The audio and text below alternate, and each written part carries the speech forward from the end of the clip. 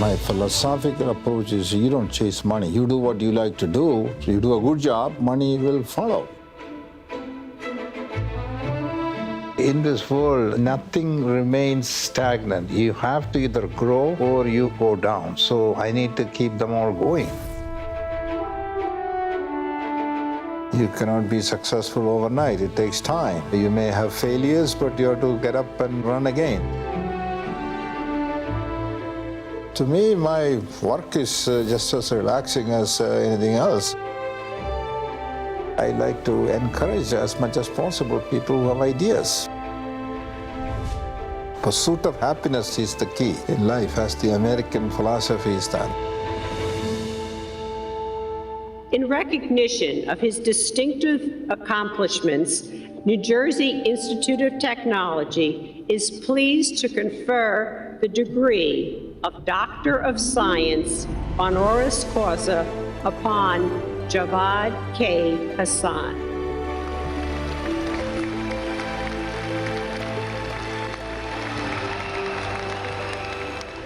Mr. Hassan is probably the most original character that I've ever come across in my life. He's very thoughtful, he's very patient, he's very savvy and cunning. Chairman is one of the most unique and most interesting entrepreneurs that I've come across. His energy is just infectious. His business is his hobby. He's doing exactly what he wants to do and what he likes to do. He's driven and he can't stop. He's a very compassionate person. He's the type of individual that I want to get behind. Like, whatever he's doing, I want to be a part of. Hearing his friends, associates, and employees talk about him, one might get the idea that they are talking about a 25-year-old man at the start of his career. And it is his passion for work that has kept him young for more than 50 years and made him a pioneering figure in American business. This week, we take a look at the life of Mr. Javad K. Hassan on Those Who Made It. You have to be passionate about whatever you want to do. You have to be patient and you have to have partners. You have to be persistence and perseverance. Those are the 5 P's of life. Coming from a family where his grandfather was one of the largest exporters of lemongrass in India, and his father was a physics graduate who decided to get into agriculture and plantation, Javad Hassan knew that he had to leave his agricultural roots behind and prepare for the industrial age. I thought that the world is moving from an agricultural society to an industrial society. And I thought it's time to move from that era. So that is why I'm successful in the industrial age to the extent that I am in the United States. A young Javad had just completed his master's in engineering from the University of Bridgeport, Connecticut. And now he had a choice to make: higher studies or gainful employment.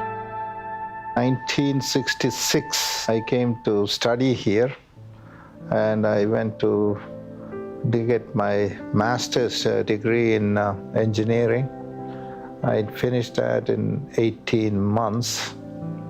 And while I was finishing it, I was working also for a company in Connecticut. And I got my immigrant visas, and I came here with my wife. I was married. A lot of people in the US during the 60s didn't exactly greet immigrants with open arms, especially those from different races. And despite whatever problems he faced, Javad Hassan had decided that he was never going to be a product of his circumstances. I had difficulties as a result of that environment when I went to look for an apartment in an attic in Bridgeport, Connecticut. That was the only thing I could afford, but the owner was a Polish immigrant. He opened the door and thought I was a Puerto Rican, and he shut the door on me. But I went to the next house and got it, so I didn't take that personally. I have no animosity on all of that. He set foot in the country with his wife, some modest belongings, and $1,000 of tuition money. Through sheer perseverance and persistence, in just 18 months, he had earned a master's in engineering from the University of Bridgeport, Connecticut, and $15,000. And now, he was left with a choice: higher studies or gainful employment. In 1968, I had an offer to go do a PhD in MIT, but I decided to join IBM because IBM was paying me very good salary as a senior associate engineer. Before the birth of tech giants like Apple and Intel, Jawad Hassan went to work for IBM, and before he turned 30, he had more than 20 patents in semiconductors to his name. So from there, in 10 years, I became the head of the whole semiconductor laboratory in East Fishkill. They had almost 2,000 engineers, PhDs and all from all over United States. There was many Indian people there with Indian origin, with PhD background, but I was the only fellow who came all the way up to the executive ranks of IBM. Then the IBM company thought I was one of the talented people, so they moved me to their world headquarters in Armonk, and I was the corporate head of engineering and technology worldwide, where I had a bigger view of the IBM company at the time was the dominant company in the technology field. After achieving success in IBM, Jawad moved on to a lesser-known company at a better position and started working on an exciting technology. AMP is a Fortune 500 company, offered me the job as a corporate head of engineering technology worldwide to diversify their business from connectors to fiber optics. So I thought that was an exciting new field. I was the head of their global business, built that to about $1 billion business. Always an innovator, Jawad had a deep dislike towards the idea of doing things the way they've always been done.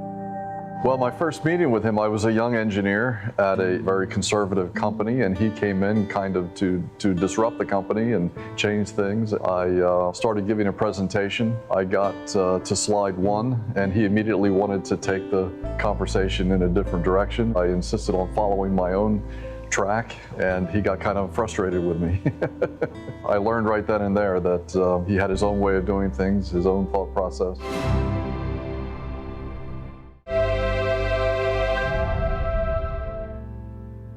Towards the end of the 20th century, Jawad decided that after 30 years of corporate experience and having achieved massive success, it was time to move on. 1998, I decided to retire. Instead of playing golf all day long, I thought I'll do something more creative and fully occupy my brain. That's the primary reason for being an entrepreneurial thing. Started my own small enterprises, and today it's 18 years later, we're doing reasonably well. When they climb a mountain and get to the top, assuming they get to the top, they stop and they enjoy the view. But with him, he gets to the top of the mountain and all he can see is the next mountain to climb. He's always moving forward and always looking forward to that next accomplishment. I was 58 years old, started all these companies. The first I started SFO Technology in India, which is the engineering, manufacturing, software services company. That became reasonably successful. I had about 1,500 people in Trivandrum, in the Technopark. We recently sold that for $100 million. When it came to business, he had a wonderful philosophy. Apart from building the new, why not improve on the existing?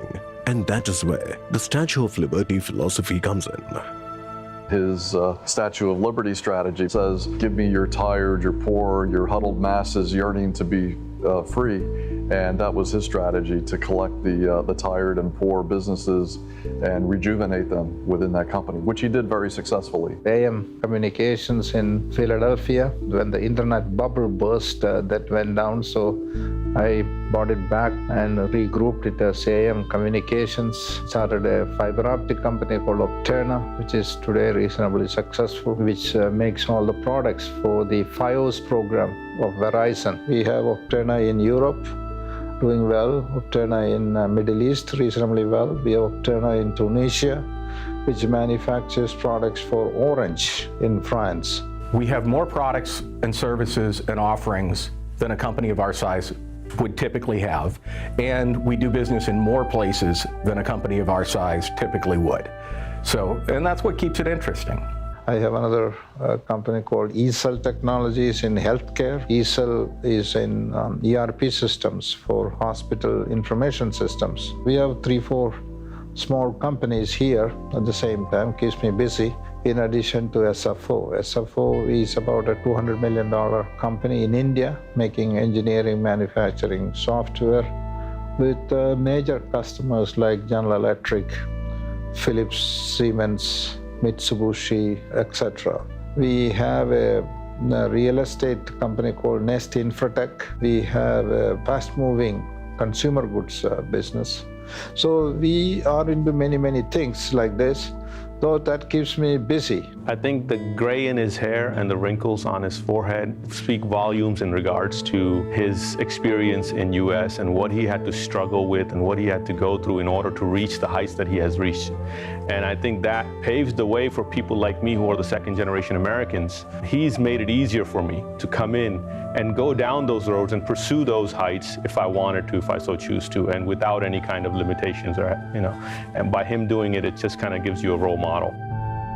He might be a man of ideas and innovation, but as a businessman, he knows that before anything else, a business must make money.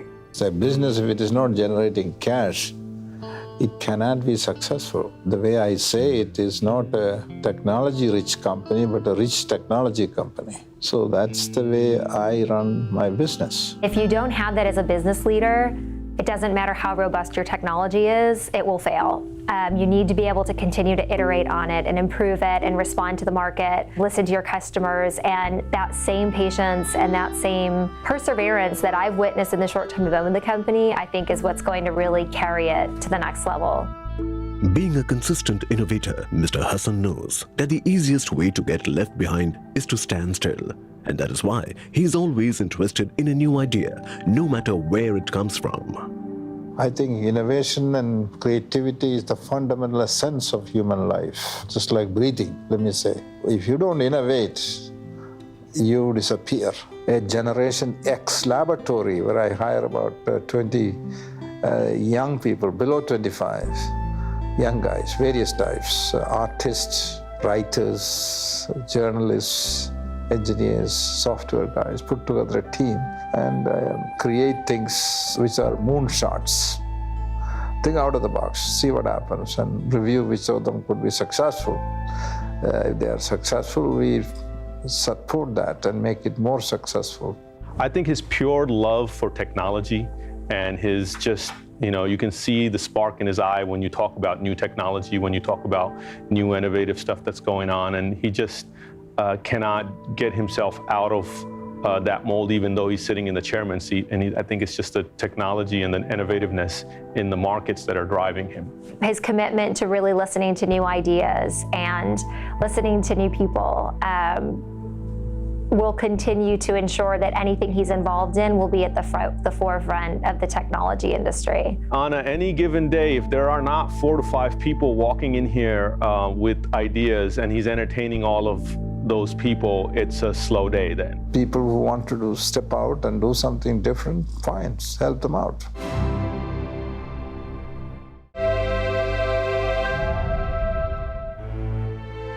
After achieving such high levels of success, Jawad decided to give back to the society, especially in his home state of Kerala.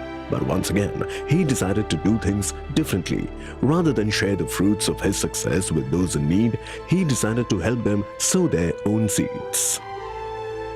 Foundation is not to give away money to people. That is like giving a fish to somebody who's hungry. But you give a fishing rod, he can go fish and make some food with it. So it's sustainable. So our foundation approach is more like that. You make people at the low end of the society and move them into the digital world. Long before I ever met him, he was quietly, without any noise, helping a number of poor families in Kerala. However, what we managed to do is shift the focus from straightforward charity, giving people money, to a programmatic approach where we train people and equip them with tools to actually make money themselves. Kerala, they say they are literate, but you have to be, skills need to be developed when people they can be productive in this new world. So we are focused on that in my village as an experiment to see how we can get the government-aided schools move into a digital age. Introducing poor women in Kerala to the computer and the basics of it, teaching them how to use the internet to find jobs, to manage disease. So technology is simply a recurring theme in all the programs we do. Mr. Hassan believes that programs should have a tangible result in terms of improving the quality of life of poor people. Being a man of science has not prevented him from appreciating the arts. His fortune has afforded him the luxury of collecting art and artifacts from all across the world. I have been collecting little bits and pieces for the last 40, 50 years. I go to these auctions and find things interesting, such as these paintings that you see around here, Picasso, Monet, Chagall, Degas, Renoir, etc. His interest in art is not limited to collecting paintings. There was a time when he himself had picked up the brush. If I didn't start the entrepreneurial thing, maybe I thought of becoming artist, creating some paintings. I had this crazy idea, but I never pursued it. Maybe one of these days I'll do that.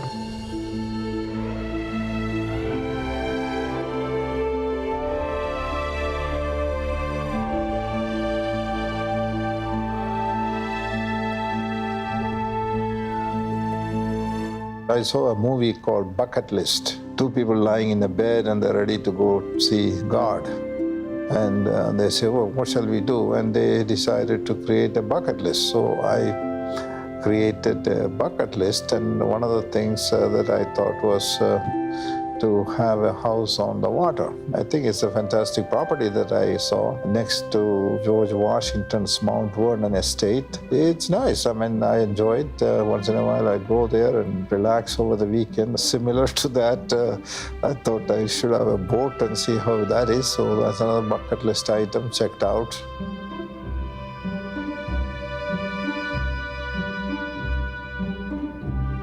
Bucket list, I keep it empty all the time because I'm ready to, when Mr. God recalls, ready to go. I have two daughters, both of them are very successful. They don't need any support from me. I'm pretty contented. I don't have any items on the bucket list right now.